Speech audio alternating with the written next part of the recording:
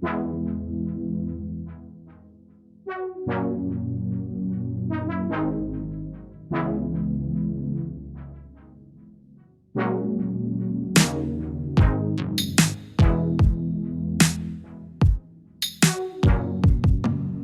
everyone, this is the Mind of Lilith, and thank you for joining me today. I hope you're all doing well. I wanted to discuss this clip that I saw on Instagram where Charleston White was debating the host of the High Power podcast about her experiences with Black men. And I've seen some of their content in the past, of Charleston White and Princella's content. And for the most part, I agree with both of them on many of their talking points. In this clip, Charleston White is saying that Princella, who's the host of the High Power podcast, he's saying that her personal experiences with Black men are anecdotal and not a reflection of all Black men in general. And when people make this statement, they're trying to discredit or invalidate empirical evidence or patterns of behavior that are so predictable that they can provide the framework for diagnostic assessment and evaluation. So most people with common sense know that all human beings are not exactly alike, okay? But we can be categorized into groups based on personality, temperament, interests, phenotype, etc. Not all Black men are sexually deviant criminals, and not all Black women are promiscuous sapphires who destroy their children. That should be common sense. In fact, to be honest, I don't date the type of men that I discuss on my channel. The men that I've dated, for the most part, they've had flaws, but they were good men in general. They were not out here on a scorched earth campaign to destroy all women. However, we cannot dismiss or invalidate the painful experiences that most Black women have endured at the hands of Black men, because when we do that, we are absolving their abusers of the responsibility of identifying and fixing the problems that they're creating, okay? Charleston White was basically saying that once a Black man finds a woman he deems worthy of love and respect, and he marries her, he's a so-called good man, right, to her. And, him being a good man to his wife mitigates or erases the trauma and the damage that he's inflicted on dozens of other Black women in his past. And I've discussed this several times before. A lot of women, especially Black women, they'll forgive a Black man for all of his indiscretions the second he proposes marriage to her, because in her mind, that elevates her above all the other women he's destroyed in the past. Remember, I don't care about those other girls, just be good to me. I don't care what you do to them, just be good to me. Okay? So these women will ignore the man's past and accept the marriage proposal, eagerly awaiting her happily ever after with her newly reformed fuckboy. So these men pretty much have fuckboy costumes that they take off and put on depending on the woman that they're engaging with. We have to stop acting as if married men and single men are a different species. They're not, okay? Men are men. The same husband who will protect you and provide for you will unalive his pregnant mistress because he doesn't want to lose his family, right? The same man who will die for you killed another woman's spirit in the past while he was trying to find his manhood, okay? In the Black community, it seems as if the only rite of passage that there is for the men or the boys is having sex or committing some sort of crime. The woman's rite of passage, universally, is her menstruation. Her body is telling her that she is no longer a child and she can bear children, which is a very sacred responsibility, which I think Black women should celebrate more with their daughters. So anyway, Charleston White bragged about running trains on girls when he was younger. Now, I'm not sure if he was trolling or not, but I know for a fact that running trains on young Black girls and women is not an anomaly in our community. It's a part of the woman-devouring culture that these men participate in as some sort of ritualistic initiation into manhood. The problem is that Black culture is very narcissistic and paternal. And in this culture, the woman's value is utilitarian. Men have an issue understanding and seeing a Black woman's innate humanity, her femininity, her strength, her power, her vulnerability, and they don't understand that they have a sacred and divine responsibility to protect the wombs that are giving birth to their kingdom on earth. For decades, white people have been saying that black culture is the issue. And to be honest, most of us don't want to hear that from them. We don't want to hear white people talking about black culture. We don't want to hear the descendants of pedophiles and slave owners and rapists and sadomasochists and murderers talk about someone else's culture, especially if they're responsible for poisoning it in the first place. Most of the cultural dynamics in the black community were passed down from slavery. And, our people were intentionally dehumanized and desecrated to strip us down to nothing but useless eaters and fertilizer for the New World Order. So we don't want to hear from white people what we need to fix, right? It's the right message, the wrong messenger. To be honest, we're having these annoying and redundant but necessary conversations about black relationship dynamics to rediscover who we are as a people, who we truly are. And that requires a cross-examination analysis of the psychosocial norms and paradigms that we propagate consciously and unconsciously. So when Charleston White told Princella that her experiences with black men do not reflect all black men, he's correct technically. But, after a man finishes ravaging a young girl or woman, he doesn't disintegrate into the ethers. Unless he's killed or locked up, that same man who ravaged one woman will continue inflicting harm on other innocent women, pillaging and plundering the village until he finds the preference that he wants to put on a pedestal as a form of repentance for his past sins. Because many women assume that a married man is automatically a good man. And in some cases, this is true, right? I've met some wonderful black men who are gentle, caring, sensitive, intelligent, strong, brave, and have integrity. But in many cases, like we saw with Martell Holt or Derek Jackson or Ernesto Williams, husbands use their wives as bait to attract more women who want to replace the queen on a chessboard. Because again, the man is the prize, right? Many women are attracted to married men because they know that this man values the illusion of commitment and family, even if he's a cheater.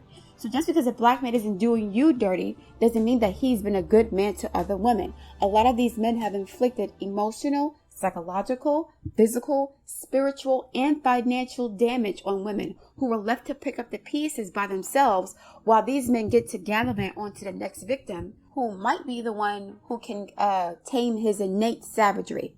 Just because you cleaned up your act for one woman doesn't mean you shouldn't be held accountable for how you contributed to the chaos and dysfunction in the village. These men create broken homes and then want to be venerated for taking care of the children that they have with their wives, or taking care of women that aren't even theirs just because they're having sex with their mother. That's cheating, okay? You don't get to magically erase your sordid past by doing right by one woman or a couple of children. You don't get to go around destroying lives in your teens, in your 20s, in your 30s, and then act as if you're a model citizen in your 40s, which you think gives you the license to show contempt for the women and the children in the community that you helped to destroy. Okay, you didn't do it by yourself, but you damn sure didn't help the situation. So case in point, I was going to discuss this story last week, and I didn't have enough time to do it. A 30-year-old black woman named Sierra Jamison, and she's from Chicago, she was killed by her 63-year-old black boyfriend. And they had been friends for about 10 years at this point, which means that he was plotting on her since she was 20 and he was 53 years old, okay? Most men don't just want to be friends with women, okay? They want to use them for sex. And the reason why I was going to talk about this story was because it corroborated some of the points that I made about Shirley Strawberry's husband disliking his stepdaughter because he couldn't take advantage of her. So this young lady, Sierra, started dating this 63-year-old man a few months ago, and he strangled her to death right after her birthday. But 1 month before she was killed, another black man, not related to or associated with this man who killed her, another black man tried to take her car, and other women came to her rescue.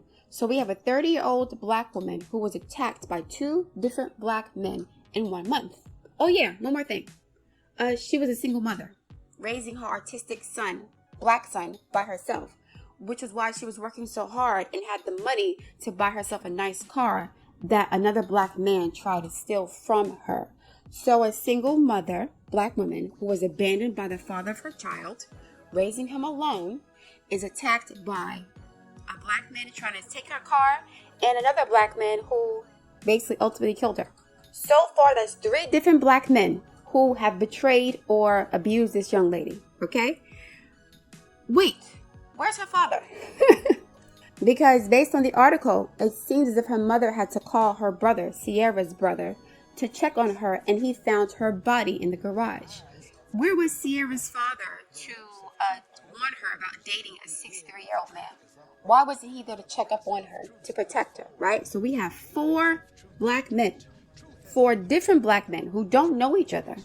They're not relatives, they're not friends. 4 different black men harmed, betrayed, and ultimately destroyed this young lady. Okay? Now here's the kicker. Guess what the boyfriend did, the 63-year-old boyfriend did after he killed her? He called his ex-wife to tell her what he did. He called his ex-wife. He was a husband at one point, a good man. He was a husband. Call his ex-wife to confess to the crime, right? And so at some point he was a husband.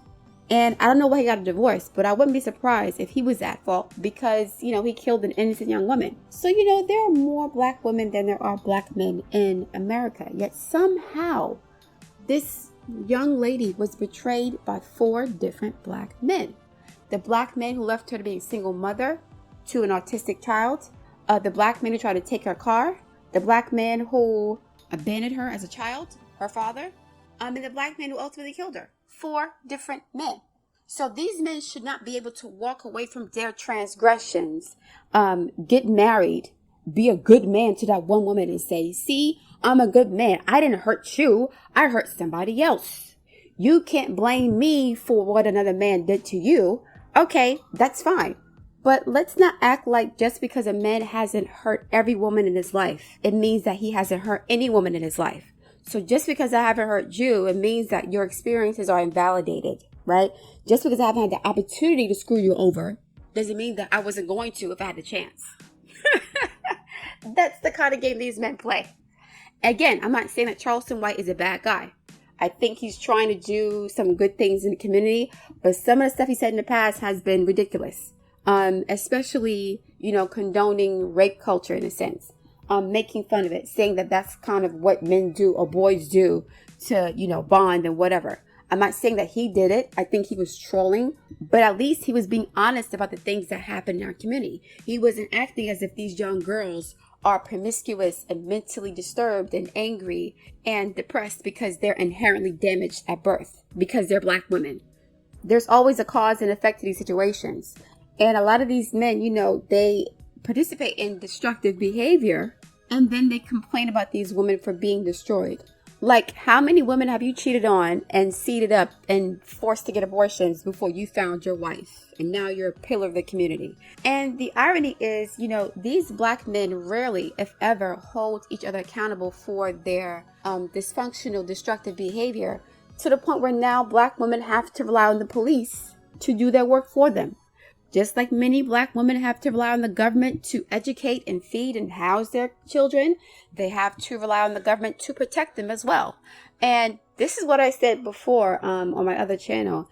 Many black men are not aware of how they benefited from the welfare state. Because if it wasn't for the welfare state, they would have to be responsible for providing and protecting and educating and providing health care for and nurturing their children. And they're not doing that. The state is doing that for them. So they can walk around like Peter Pan until 40, 45 years old saying, I don't want to grow up, right? I don't want to get married. I don't want any responsibilities. They can walk around like Peter Pan because the government is doing their jobs. This is one of the reasons why black people are called minorities. We're minors. Even when you're a grown man, you're a boy because the government's taking care of you regardless. Mass is taking care of you and your children and your woman, to be honest, What's crazy is that this young lady, Sierra, she worked really hard for the car that she bought for herself, a new car. And she had to work hard for this car because she wasn't enough of a preference to have someone pay for her car for her. So a lot of black women have to become masculine providers and protectors because many men don't see us as worthy of being protected or provided for various reasons. And so we do this work and it's still not enough, right? You still get attacked. You still get maligned. You still get abused. And you got to carry all this shit on your back. And then the men who are responsible for inflicting this damage on you, they're pointing the finger at you like, yo, what's wrong with you? You're broken. You're damaged. This Asian woman, this Hispanic woman, this white woman, they're better than you because they're not masculine. They're not damaged. But that's because they weren't raised around you guys. Like, they were raised around men who protect their women. Not all the time, because there's a lot of stuff going on in other cultures. But the culture of the women that you value is diametrically opposed to your own cultural values. So you can go around being a whore, being a slut, being an abuser, being a criminal, not providing or protecting for your women and your children. Then in this other woman's culture, that's not tolerated. They don't tolerate that as much. The man has to be able to provide and protect, right? He's the one paying all the bills. He's the one who is securing a home for the family. He's doing all these things. That's his responsibility. But if a black woman asks you to do that, she's a gold digger because you don't think she deserves that. You think she deserves to suffer in, squalor and poverty and lack because she has been defiled and desecrated so much by their culture that she doesn't even see the value in herself. So why would you value a black woman who has been taught to hate herself, right? And these men are so selfish that they don't think about the impact of their treatment towards black women. All they care about are the outcomes. All they focus on are the outcomes. The rage, the depression, the unhealthiness, the distress, the self-loathing that many black women have developed collectively as a result of being maligned, ravaged, and desecrated for having the audacity to exist in the first place. That is the crux of the issue. Many people don't want us on this planet, including black men in general. So they're going to continually gaslight us and validate us because we're not human beings to them anyway. We're just objects, right? We're just breeders. We're animals. And since black women are the mothers of all civilizations and humanity, once you decapitate the queen, who's the most powerful piece on the chessboard, you can automatically be king. So once I shit on a black woman, I use her, I disrespect her, I'm automatically the man. I made it. I'm successful. Now I can put my white queen on her throne in her place, right? And we can rule together. I'll be her god. I can't be the black woman's god because she made me, but I can be this white woman's god though. They know what time it is. You can't do that with a black woman because we innately know who we are. Even after all the slavery and the poverty and the abuse and the disrespect, we innately cannot submit to anybody because that's not what we're here to do. Even if we wanted to, right? We may pretend to be submissive, but by and large, we know who we are. And so a lot of black men have to destroy us to elevate themselves as God because black men created the patriarchy, not white men. I'll discuss that some more at a future date. But anyway, I look forward to reading your feedback. Please like, share, and subscribe, and I'll speak to you soon.